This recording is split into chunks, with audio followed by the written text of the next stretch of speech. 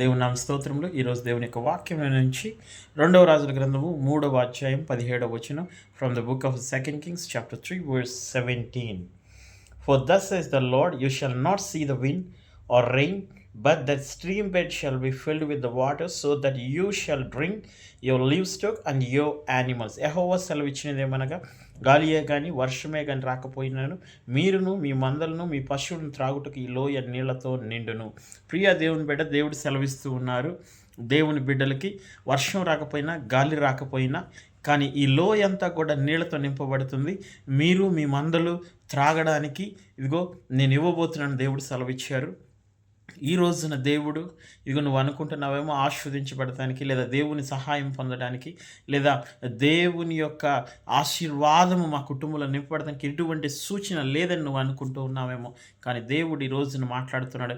గాలి రాకపోయినా, వర్షం రాకపోయినా ఈ లోయ అంతా నీళ్లతో నింపబడను.